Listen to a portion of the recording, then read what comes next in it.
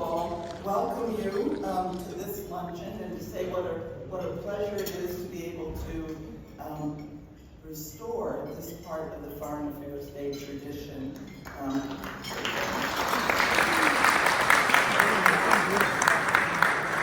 Thank you. Thanks for the feedback. First, I would like to propose a toast. So if we can raise our glasses. And it's a double toast to the 59th Foreign Affairs Day and to the 100th year of the modern Foreign Service.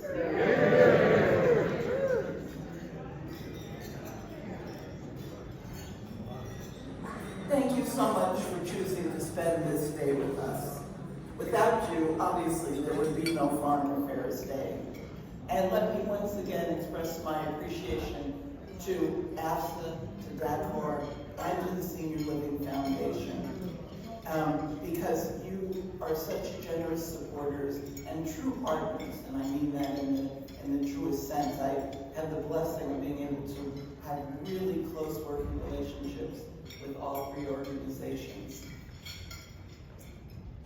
I'm also very pleased to welcome back a number of my predecessors, including the indomitable, the legendary Ambassador Ruth Davis.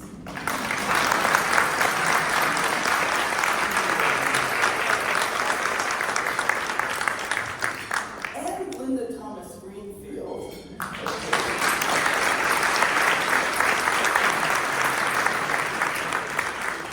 who graciously accepted to be our keynote speaker for today. But I also hasten to add that I'm also delighted to see Pat Kennedy here again with us this year.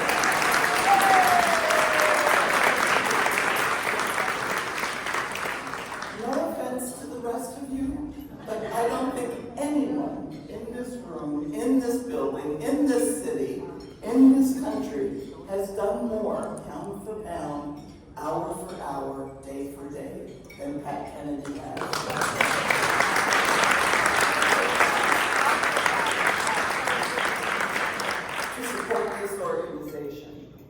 I personally benefited from his being my overseer during my second tour when someone had the really bad judgment of giving a history major part duty in managing the finances at the consulate in Marseille, France. Thank you, Pat, for keeping me out of jail. Once again, I just want to very quickly recognize our DG Cup winners, Ambassador Marie Jovanovic and Susan Frost, and as well as Harry Kopp, who was awarded the Dakar Cup.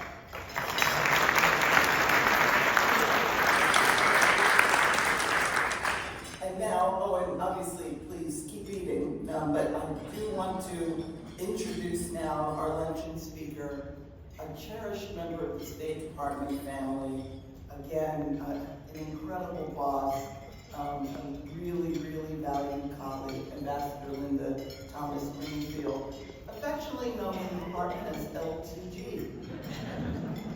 Ambassador Thomas-Greene has been serving as U.S. Ambassador to the United Nations since 2021, and promise me, folks, we can't thank her enough for that.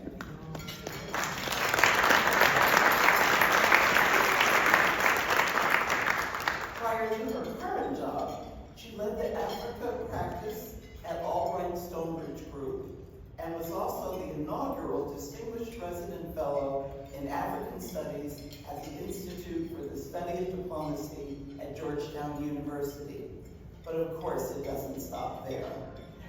Ambassador Thomas-Greene has also served as Assistant Secretary for African Affairs, Director General of the Foreign Service, and Director of Human Resources, Deputy Assistant Secretary in the Bureau of Population, Refugees, and Migration, Principal Deputy Assistant Secretary for African Affairs, and U.S. Ambassador to Liberia. Those are just the highlights. She's also held foreign postings in Switzerland, Pakistan, Kenya, the Gambia, Nigeria, and Jamaica. Please join me in welcoming Ambassador Linda Thomas-Greene.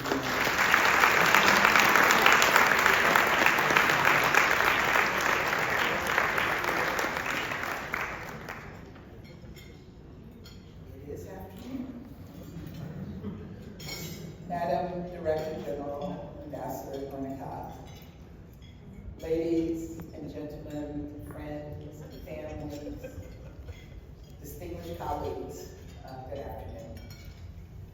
As Marcia knows, being Director General of the Foreign Service was really the highlight of my career.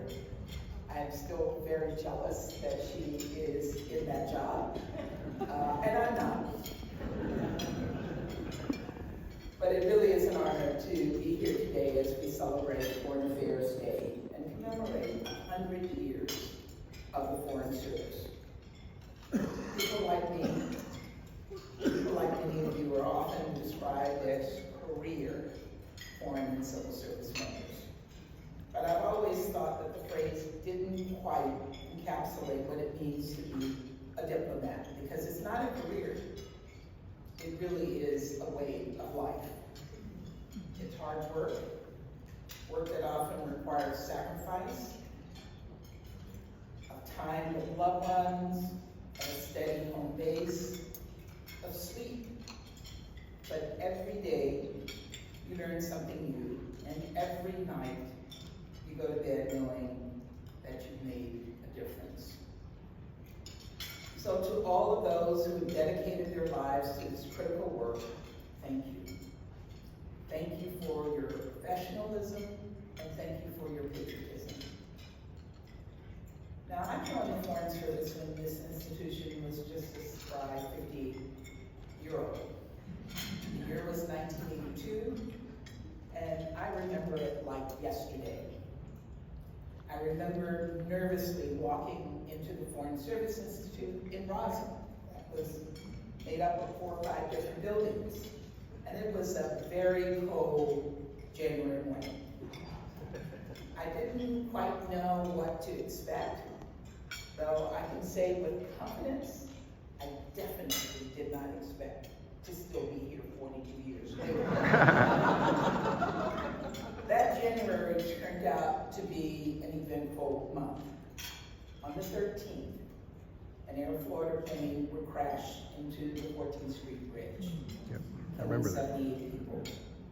And just 40 minutes later, a metro train would derail in DC, killing 3 more. And I happened to be on the metro that evening and didn't quite know what to do, because it was my very first time ever taking the metro. So it really was traumatizing for me. It wasn't the most suspicious start to my time in the service, and in fact, I wondered if it was a sign that maybe I should consider another career altogether. And of course, it wasn't just these acts of God that made me question my decision. When I began my career coming into the State Department, and many of you will remember because you're close to my age, there were 2 class action lawsuits against the State Department. One for discrimination against women, and the other for discrimination against African Americans. And I was one of the lucky ones, or unlucky, being in both of those categories, to be part of what was that legal Venn diagram. As this was happening at home, peace and security seemed to be unraveling around the world. Just a few months after my first days in Roslyn, Israel invaded Lebanon after an attempted assassination of its ambassador in London, leading to more conflict in the Middle East. Famine loomed in Africa, eventually leading to the deaths of over 1 million people. And while the Cold War was beginning to thaw, we still saw ourselves in an existential conflict with the Soviet Union. It's easy to see the similarities between that moment and today. Today, we're seeing the devastating conflict in Gaza, and we're all working to ensure it doesn't spread across the Middle East. Unconscionable food insecurity across the Sahel. Famine looms in Sudan, fueled by a war between 2 generals competing for power. And fundamental divides between our vision for peace and security and Russia's as Putin enters year 3 of his illegal war in Ukraine. But we also face new challenges, challenges that emerge and evolve as rapid as speed, from climate change to threats to peace in outer space, to simultaneous population explosions in some parts of the world and massive population decline in others, to mass displacement and migration affecting the entire world. These challenges call upon us to examine our institutions, our processes, our policies, and yes, Marsha, our people, and ensure that they are fit for purpose. I think about the United Nations, created in the aftermath of the Second World War. It was founded with 51 member states united in the shared goal of preventing the scourge of war.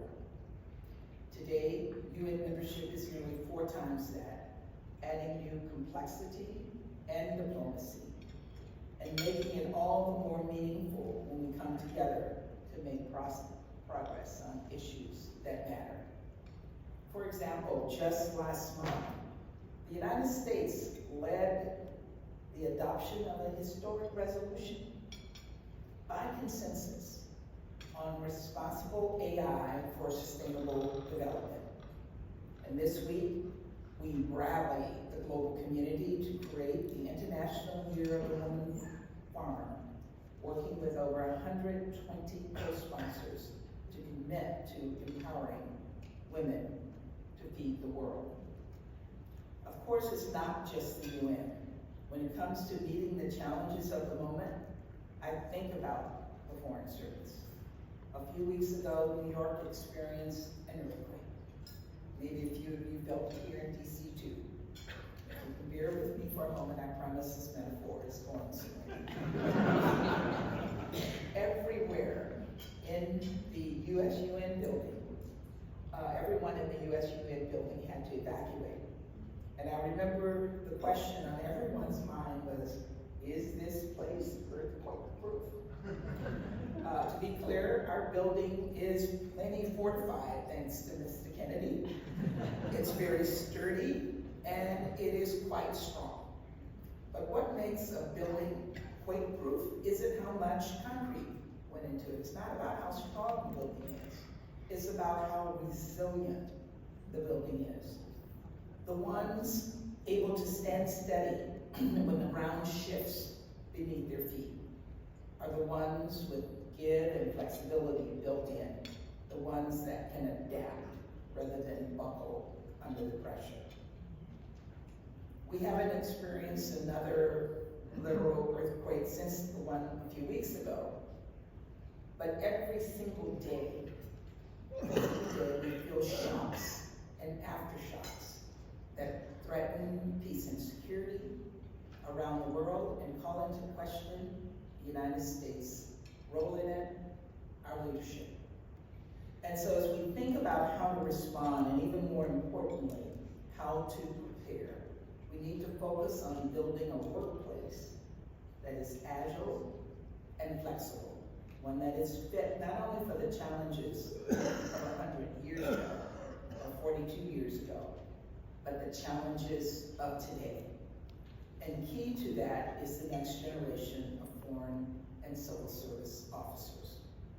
It is our responsibility to ensure that the folks representing our country actually represent our country. That means recruiting people of every background and experience, and then helping them bring their full selves to work.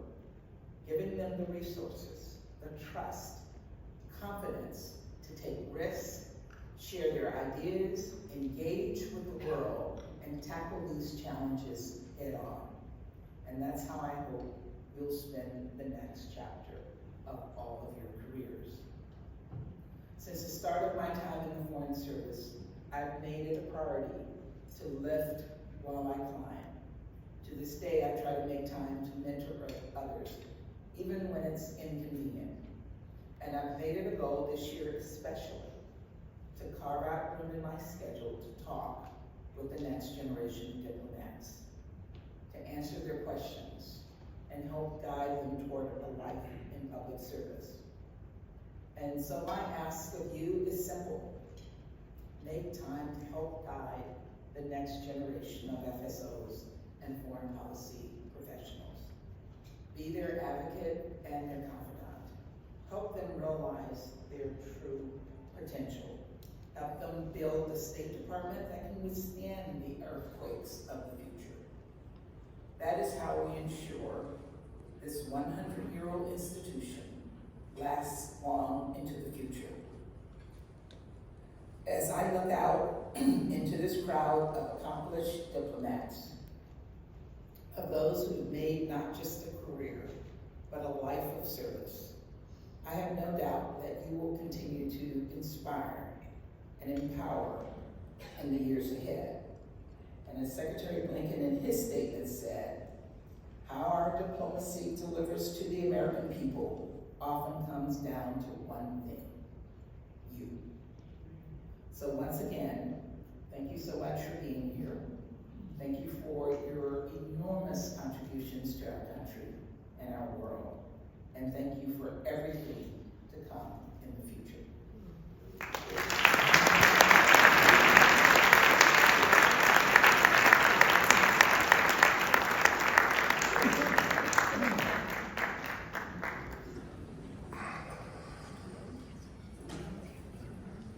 Thank you, Ambassador Thomas-Greene, Linda, for the fascinating description and comments, and especially the earthquake analogy.